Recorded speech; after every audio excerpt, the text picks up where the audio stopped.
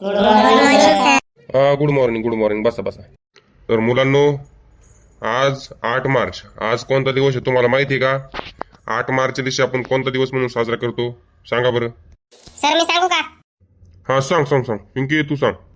Sir 8 March हा आंतरराष्ट्रीय महिला दिन म्हणून साजरा केला जातो. हा बरोबर, एकदम बरोबर उत्तर दिलं.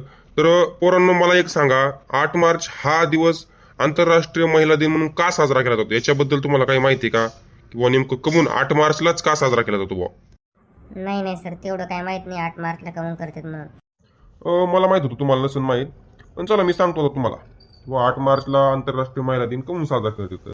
कसं आहे पोराहो, आता आपण जे प्रगत देश म्हणतो, किंवा ब्रिटन आहे, अमेरिका आहे, किंवा युरोप, हे देशाला आपण प्रगतशील देश किंवा प्रगत देश म्हणतो. तो की बुवा त्यांची अर्थव्यवस्था लई भारी, किंवा त्यांचं समजा GDP भारी, ह्या सगळ्या गोष्टी त्यांच्या भारीत किंवा आपल्या देशापेक्षा चांगल्या आहेत. तसं आपला बी देश काय मागं नाही, पण तरी पण. तर त्या काळात 1918 किंवा 1919 मध्ये त्या देशातील स्त्रियांना मतदानाचा अधिकार नव्हता. त्या स्त्रियांना मतदान काय असतं किंवा मग तुमचा राजकीय हस्तक्षेप काहीच नव्हता. त्यांना फक्त चूल आणि मूल एवढ्याच गोष्टी असायच्या. तर मग विषय काय झाला, त्या टायमाला महिला आक्रमक झाल्या. महिला गप असतात का? तुम्हाला माहिती आहे, महिला तर लई डेंजर आहेत. ते झाले आक्रमक. तर मग त्यांनी मोर्चे काढायला त्याला सुरुवात केली बा. मग काय झालं की ह्या अन्यायाविरुद्ध स्त्रिया संघर्ष करत होत्या. मग 1890 साली अमेरिकेत स्त्रियांना मतदानाचा अधिकार मिळावा यासाठी एक संघटना कार्यरत झाली. बरोबर. मग 1960 साली काय झालं, क्लारा झिटकिन हिने एक आंतरराष्ट्रीय समाजवादी महिला परिषदची स्थापना केली. आणि त्या स्थापनेमध्ये तिने काय केलं की प्रस्ताव मांडला की बाबा महिलांना मतदानाचा अधिकार मिळायला पाहिजे. बरोबर. मग त्याच काळानंतर पुढं काय झालं की 1908 मध्ये काय झालं, महिलांनी ऐतिहासिक निदर्शने केली. मग त्याच्यामध्ये त्यांच्या मागण्या काय होत्या की बुवा 10 तास काम नसायला पाहिजे, स्त्रियांना 8च तास काम पाहिजे, किंवा महिलांची सुरक्षा पाहिजे, आणि महिलांना मतदानाचा अधिकार दिला पाहिजे. मग ह्या मागण्या महिलांनी करण्यासाठी वेगवेगळे मोर्चे काढले, सरकारपुढे निदर्शने केले. मग त्यानंतर काय झालं, 1910 साली कोपनहेगनमध्ये दुसऱ्या आंतरराष्ट्रीय समाजवादी महिला परिषदेची स्थापना केली किंवा त्याचं आयोजन झालं.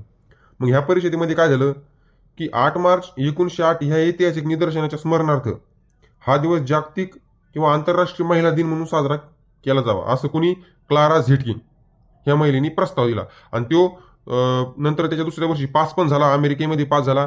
आणि तेव्हापासून 8 मार्च हा दिवस आंतरराष्ट्रीय महिला दिन म्हणून साजरा केला जातो.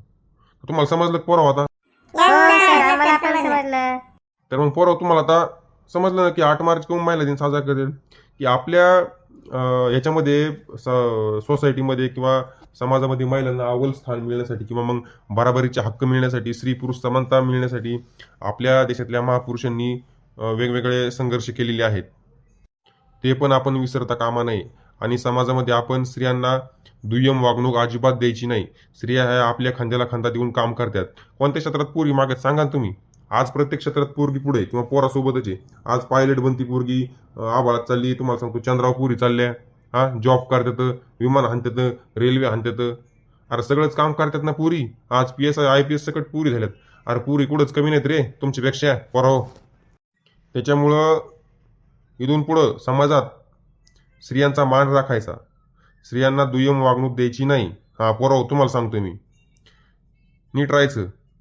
छेडछाड काढायची नाही कोणाची, येड्यावणी करायचं नाही. तर आणि पूर्वी तुम्हाला बी सांगतो, या जर टाबरेने येड्यावणी केलं ना, तुम्हाला सांगतो भर चौकात बुटाने हाणायचं. घाबरायचं नाही. तुम्ही काय कमी नाहीत. आज नारी शक्ती म्हणजे विषयच नाही, खोलच डायरेक्ट. त्याच्यामुळे अजिबात घाबरायचं नाही. एखाद्याच्या मुंडक्यावरच पाय द्यायचा, तुम्हाला सांगतो. हो सर, मुंडक्या पाहिजे आम्ही नाही मागे पुढे बघत, फक्त यांनी काय करून द्या, मग सांगतो यांना काय. चला, तर सगळ्या स्त्रियांना आंतरराष्ट्रीय महिला दिनाच्या हार्दिक शुभेच्छा. धन्यवाद.